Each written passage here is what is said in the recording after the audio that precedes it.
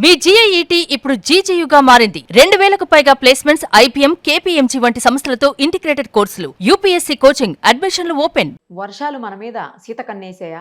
ఎందుకు ఈ వర్షాభావ పరిస్థితులు? ఏ కారణాలతోటి వర్షాలు వర్షాకాలంలో పడాల్సినంత పడకుండా డ్రైగా సమ్మర్లో ఉన్నట్టే ఉంది ప్రజెంట్ అట్మాస్ఫియర్. ఈ క్లైమాట్ కండిషన్స్కి కారణం ఏంటి? ఒక్కసారి మనం వాతావరణ శాఖ అధికారి శ్రీనివాస్ గారిని అడిగి తెలుసుకుందాం. నమస్తే అండి. ఏంటండి ఎల్నినో అంటున్నారు, ఒక పక్క వర్షాలు లేవు, ఎక్కడ గ్రౌండ్ వాటర్ లెవెల్స్ పడిపోయాయి. హైదరాబాద్లో అయితే తాగునీటికి కూడా ఇబ్బంది పడేటువంటి పరిస్థితులు. ఎన్ని రోజులు ఇలాగ? మీరు మొదటి నుంచి చెప్తూనే ఉన్నారు ఖచ్చితంగా ఈ సంవత్సరం వర్షాలు తక్కువ ఉంటాయి అని చెప్పేసి. కానీ ఎట్లా అసలు మరి వర్షాభావ పరిస్థితిని ఎలా ఎదుర్కోవాలి? మరోవైపు పంటల విషయంలో కూడా మీరు వరి పంట ఆపేయండి, వేరే ప్రత్యామ్నాయ పంటలు చూసుకోండి అని చెప్పి అధికారులు చెప్పేటువంటి పరిస్థితి. వేసినటువంటి పంటలు కూడా ఎండిపోతున్నాయి. ఎలాగా? ఎల్నినో పరిస్థితుల గురించి మనం మార్చి నుంచి చెప్తున్నాము. అది సివియర్ గానే ఉండే అవకాశం ఉంది. పైగా గత 3-4 సంవత్సరాలు బట్టి మనం లానిన ఆపోజిట్ ఫేజ్ లో ఉండి పుష్కలంగా వర్షాలు వచ్చే ఫేజ్ లో ఉన్నాము. అందుకని ఈసారి ఈవెన్ నార్మల్ రెయిన్ పడినా కూడా లాస్ట్ టైం అంతా ఎక్సెస్, మనకి 30% ఎక్సెస్.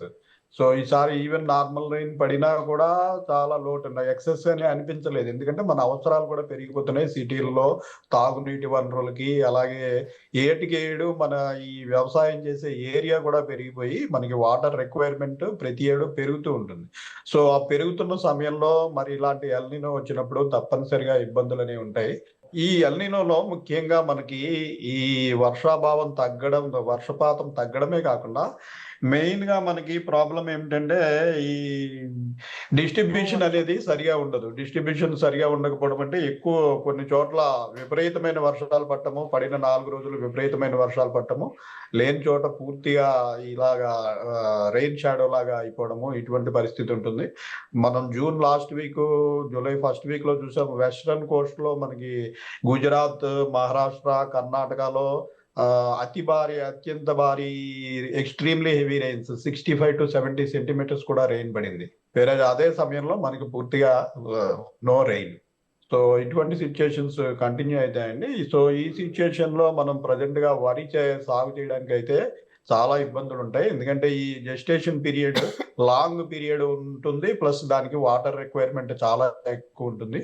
సో వరి వేసి ఉపయోగం లేదు. అందుకని వరి నుంచి వీలైనంత వరకు, అంటే కాలువ వ్యవసాయం ఉండి ఎవరికైనా కాలువ ద్వారా నీరు అందేవారు ఉంటే, లక్కీగా లాస్ట్ వీక్ లో పడిన వెస్ట్రన్ కోస్ట్ లో పడిన వర్షాల వల్ల కొంతవరకు గోదావరి, కృష్ణా నదుల్లోకి కొంత నీరు వచ్చే అవకాశం ఉంది. అయితే అవి కూడా అహెడ్ మనకున్న మహారాష్ట్ర, కర్ణాటకలోని పెద్ద పెద్ద డ్యామ్లన్నీ నిండితేనే మనకి ముందుకు వస్తాయి నీళ్లు. సో ఇటువంటి పరిస్థితుల్లో తప్పనిసరిగా ఈ పంట మార్పిడి చేసుకోవాల్సిన అవసరం అయితే ఉంది. అతివృష్టి అనావృష్టి అంటాం కదండి. లాస్ట్ ఇయర్ ఏమో అతివృష్టి, ఈసారి అనావృష్టి అనుకోవచ్చా? ఇంచుమించు అనావృష్టి. అంటే ఐఎండి డెఫినేషన్ ప్రకారం అనావృష్టి అంటే మనకి 85% కంటే తక్కువ రెయిన్స్ పడితేనే అనావృష్టి. సో ఈసారి మనం 90% వరకు పడతాయని ఇచ్చాం కాబట్టి పూర్తిగా అనావృష్టి, డ్రాట్ అని ప్రకటించలేదు కానీ బట్ డెఫిషియెంట్ రెయిన్స్ అనమాట. అహెడ్ మనకి మాన్సూన్ 2 నెలలు అయిన తర్వాత మిడ్ టర్మ్ ఫోర్కాస్ట్ వస్తుంది మళ్ళీ మనకి, మిగిలిన 2 నెలలు ఎట్లా ఉంటుంది అని. సో దాన్ని బట్టి మళ్ళీ రివ్యూ చేసి, అయితే కొన్ని చోట్ల రెయిన్స్ పడుతున్నాయి. ఇప్పుడు వెస్ట్రన్ కోస్ట్ లో ఎక్సెస్ రెయిన్స్ పడాయి. అలాగే మనకి ఇటు ఒడిశా, ఛత్తీస్గఢ్ ప్రాంతంలో కూడా కింద 10 రోజుల క్రితం వచ్చిన అల్పపీడనము, డిప్రెషన్ వల్ల అక్కడ కూడా వర్షాలు పడినాయి.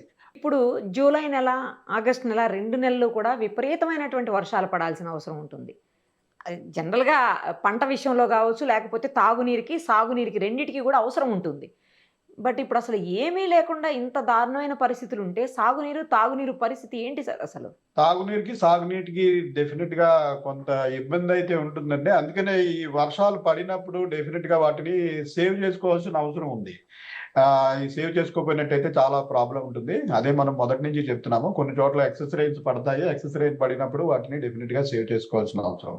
ఎలా అసలు ఈ పరిస్థితులకి కారణాలు ఏమనుకోవచ్చు? అంటే ఒక సంవత్సరం ఎక్కువ పడితే, ఒక సంవత్సరం తక్కువ పడితే అట్లా కామనా, లేకపోతే ఈ సంవత్సరం ఏమైనా ప్రత్యేక పరిస్థితులు ఉన్నాయా వర్షాభావానికి? ఈ సంవత్సరం ప్రత్యేక పరిస్థితులు ఉన్నాయనే కదా మనం చెప్తున్నాం. ఎల్నినో ఉంది. ఎల్నినో అన్నది అంటే కొత్తగా వచ్చింది కాదు. ఇది మనకి భూమి పుట్టిన దగ్గర నుంచి ఎల్నినో అన్నది ఎందుకు వస్తుంది అంటే, మనకి భూమి మీద ఈ టెంపరేచర్ డిస్ట్రిబ్యూషన్ ఈక్వల్ గా ఉండదు. మనకి భూమధ్యరేఖకి అటు ఇటు ఉన్న 30 డిగ్రీల నార్త్ లాటిట్యూడ్, 30 డిగ్రీల సౌత్ లాటిట్యూడ్ లో మాక్సిమం సోలార్ ఎనర్జీ రిసీవ్ అవుతుంది. మనం పైకి పోయిన కొద్దీ కిందకి పోయిన కొద్దీ లోయెస్ట్ టెంపరేచర్ నుండి మనకి పోల్స్ వైపు, అందుకనే మంచు ఖండాలు ఉంటాయి అక్కడ. సో మనకి నేచర్ లక్షణం ఏంటంటే ఎప్పుడు ఈ టెంపరేచర్లు కానీ ఏదైనా ప్రెషర్స్ కానీ ఈక్వల్ చేయడానికి ట్రై చేస్తుంది.